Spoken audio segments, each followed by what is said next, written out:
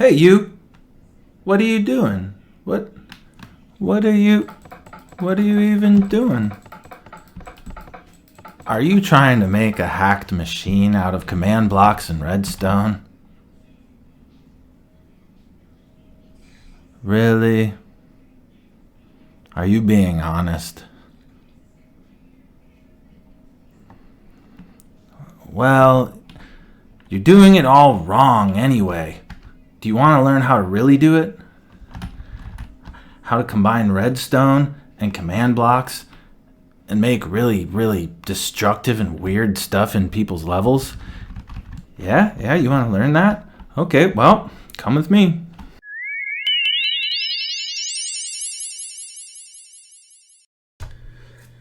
I am Super Meowgician, and I am here to show you how to use commands. Now, you probably remember everything I taught you in the last video perfectly, so I'm just going to skip all of that and teach you the next part, which is using Redstone with commands. Now, as you can see, I have a perfect example here with my UHC machine. There is a lot of Redstone going on, and trust me, all of it's necessary at the moment. I could manage it a little better, but we're not gonna talk about that, okay? This is my machine, so don't bother me about it. Now, the first thing I have to teach you about Redstone and command blocks is a very important secret. Now, look at my build. This is my cafe. See, people can get here. The entrance to the game is right over there, and my code room is right here. It's right here, and people can walk in it. Do you know what this means? It means that people constantly try to mess with my code, and all they know is what the names are. They can't mess with this code, not unless they're an operator. So they can't mess with the code. No, they can't. But what they can mess with is Redstone. Hence the glass cages. I want to have everything as these flat pieces so I can use them as microchips and move them across levels. But I can't do that with these because I need to cage them. And it's because players can mess with Redstone a little, even if, and look at this, even if you use the mighty deny block. By the way, my favorite block, deny block. If you don't know about it, learn about it. I will make a video. I will make 10 videos just showcasing this wonderful, wonderful block. It's covering everything down here so people can't mess with stuff. Not everything is covered by the deny block. For example, Redstone, covered. This thing, no. So say I make some advanced command block Redstone thing. Oh look, I just messed it up. And that happens. That totally happens. People mess up the commands just by touching them. They'll just flip, and not even know which one it was. And if you don't remember which one it was, it's not going to be very good for you. So let's talk about what you can actually do with Redstone and command blocks. Because there's two main ways this is going to work. And if you look at all of this crazy stuff, that's really it. There's two things I'm doing here with this combination. The first one is this. I'll have a repeater, and this repeater usually needs to be unconditional, always active, and running at 0 ticks. So it's going to use up some power. Test4 is the command, and then at all, and then I've got the tag that I want them to have and how many. So look, it's tag equals mode UHC, meaning they have to be in the mode UHC. And C equals 3 is for how many. Now, the only way to actually know is to use a comparator. You need one of these guys, a Redstone comparator, and you need it to not be on like that. You need it to be in its normal state. So when you've got one of these, you're testing for something, and it's usually going to be at all. So say I just get rid of all of this. Test for at all. Well, I'm here, so this is going to find me, but that ain't going to work. Oh, wait, look, it didn't even work right. There we go. Okay. Test for at all. There, I'm here, so this starts running. There it goes. And I just threw off my whole UHC machine for you, so I hope you're happy.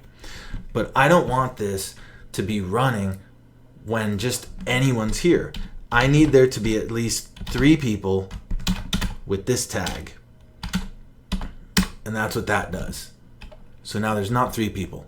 If there were 3 people here with that tag anywhere, it's going to know, and it'll light this redstone comparator. Now, this is important too. You want to repeat it right after it because the signal's not strong. It's just going to send it out to right here. So you want to repeat that signal towards wherever you need it to go.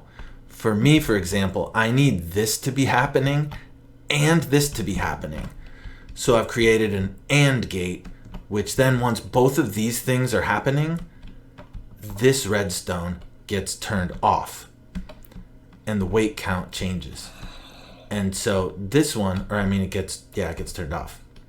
Now that's the first example I was talking about. That's basically it. You need to use test for to find things, and then you can activate it. So this forces you to use tags a lot. You really want to learn how to use tags. It's easy. Look, strike, tag, at self, add, let's see. If I add healer to myself, now my hotbar items are no longer my coder hotbar items. I've got healing potions. I've got a shield in my hotbar. See that? I can do that just with tags.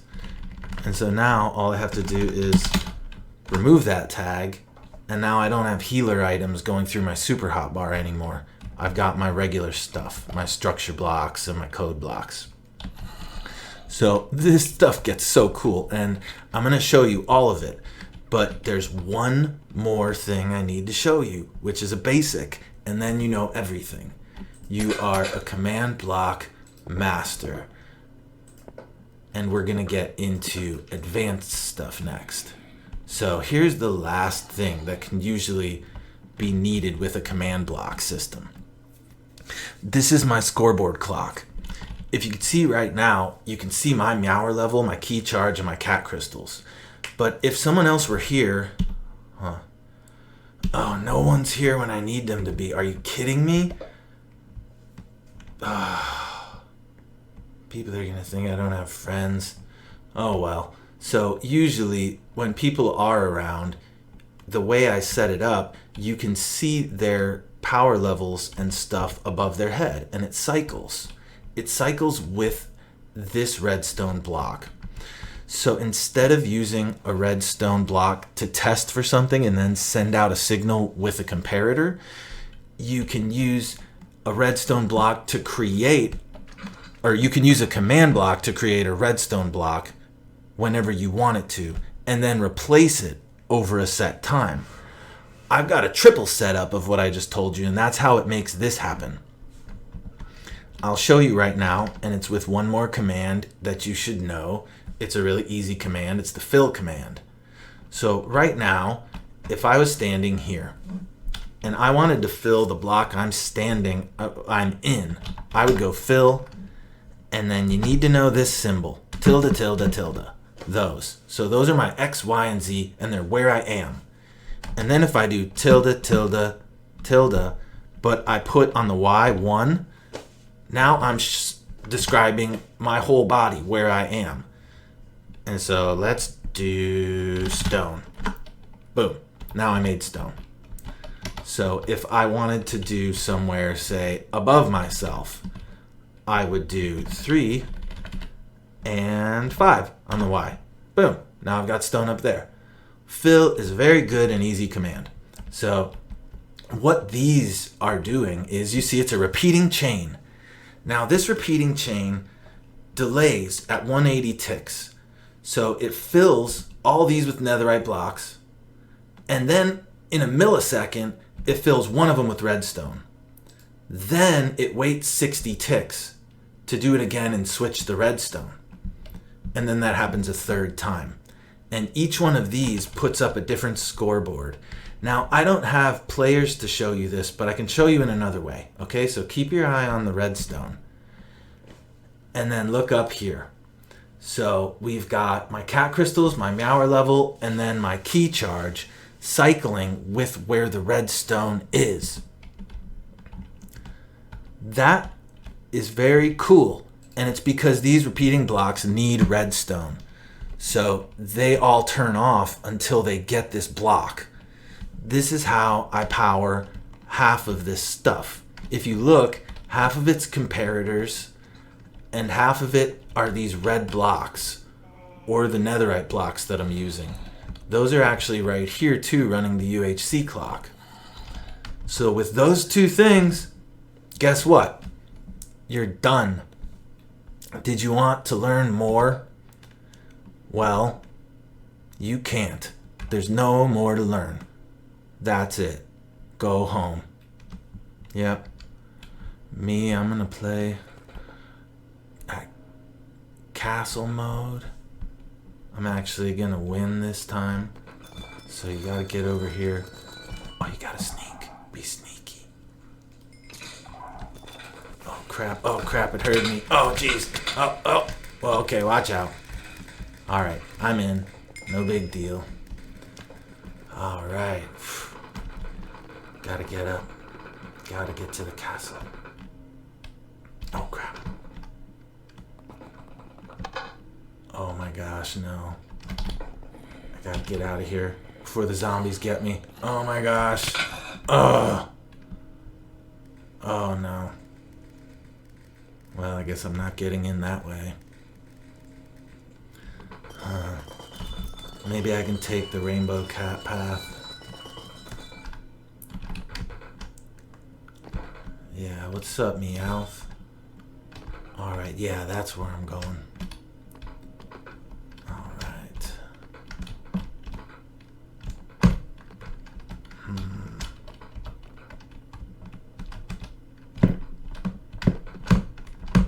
God, so tricky. Oh. Wait a minute. Hey, are you still here? Well, I thought I told you to leave. No, you can't learn about the Rainbow Cat secret passageway. That's it makes it way too easy to get into the castle. Oh, leave me alone. You know what? I'm too busy for you castle crashers. Okay. This is boring. This is not cool. This is no fun. You little castle crasher trying to sneak up on me. Okay. Great, now I've got hunger. Look, I told you there's no more to learn about command blocks and redstone. It's true. That's really it. I know you may be thinking, hey, Meow, you didn't actually teach us everything. And I said I was teaching you the basics. And I did. I didn't agree to teach you the advanced stuff. Wait, crap. I did, didn't I? Okay. I can teach you some advanced stuff, but you're going to have to hang out.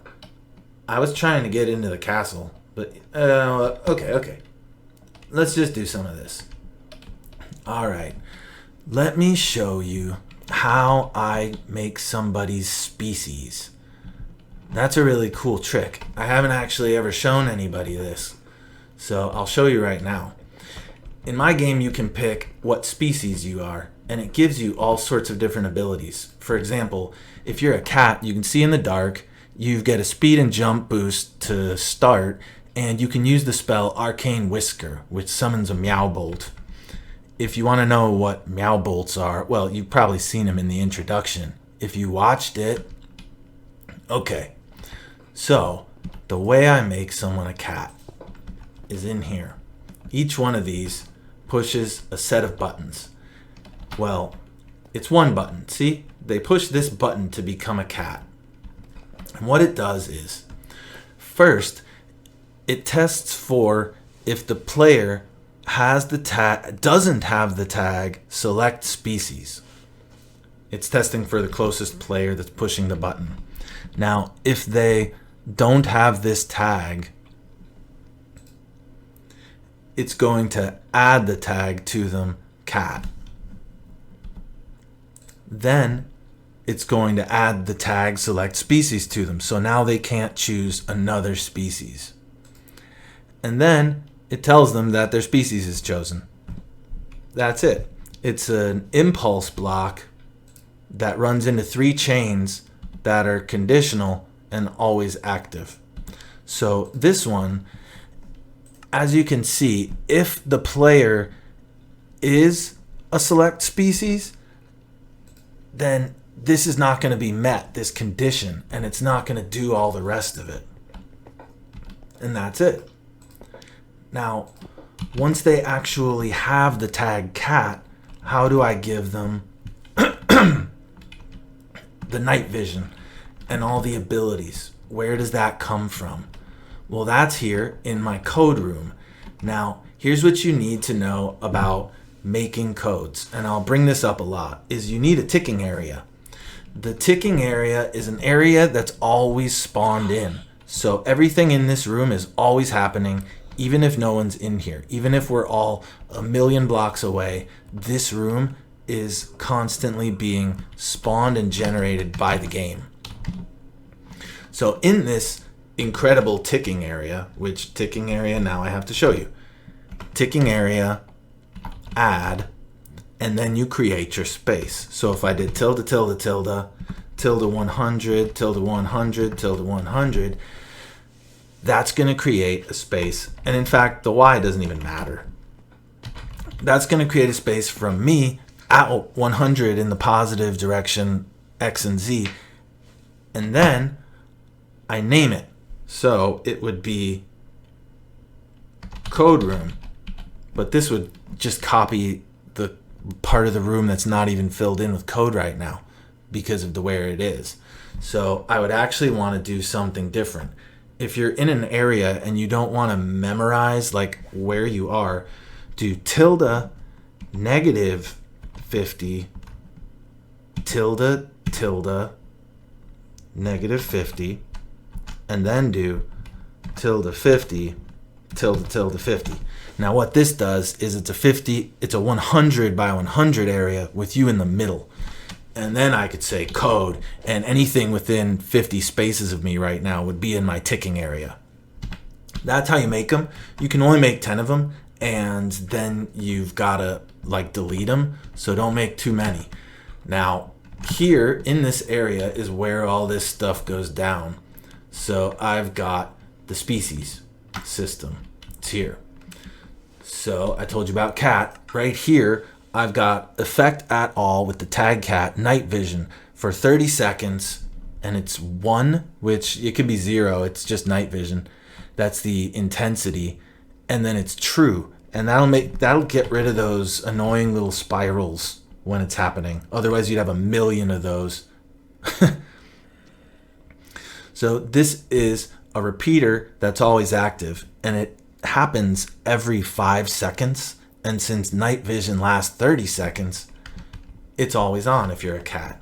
I've got the tag cat right now, so if you can see, my night vision will never go lower than 25 seconds because it keeps firing, and then it gives me that vision permanently.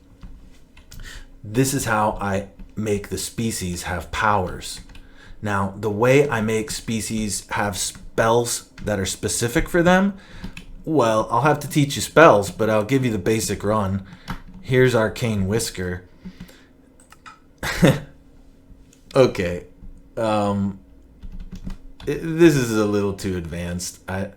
Maybe... What? No, you can handle it? All right, fine, man. Fine, whatever. All right, cool. So, execute at entity.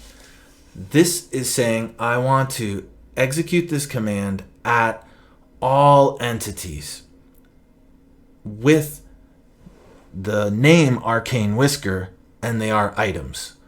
And it's going to do it as players that are within a radius of 2 of that item with a score of key power 3 or more and the tag cat. So there's the tag cat, and that's why only cats can use Arcane Whisker. Then I run Summon Lightning Bolt, 5 spaces in front of them. So that's why cats can use lightning bolts in my level. And then there's the cost, the visuals, the trails, the sound, the cry, and the spell vanish. And so we'll go over how to do spells too. But that's the basic rundown. So in the next video, what I'm going to be teaching you is these guys. This is my full security system for my realm. Now, this prevents hackers and griefers and stuff like that. And yes, it even does stand up against the Horion hackers, the ones who use client injectors and stuff. I have systems to work against them, and they may be able to get items still a little bit, but for the most part, they can't hack or glitch the game or crash it. So you will want to stay tuned for the third one. Make sure to like and subscribe. I can see you. I want you to like and subscribe, because if you like and subscribe, then you can have a very special place at my cafe, just like these wonderful slimes. Now, see, slimes and I don't get along. If you know the server very well, there have been some disputes, but I can get along with anyone basically. So really, liking and subscribing to the channel and smashing the heck out of that bell, you know, that's really what's gonna do it here. And these slimes will tell you I am a reasonable person. I give players whatever they want, really, as long as it doesn't involve the Meower level. I'll loan someone cat crystals, you know? I totally will. You can see it in the history. I am a benevolent ruler. Let's go to the history right now. I'll show you. You know what? No. This video's getting too long. I gotta go. If you want to hang out, come to the realm. I'll leave the code in the description. It's time to go. See you guys.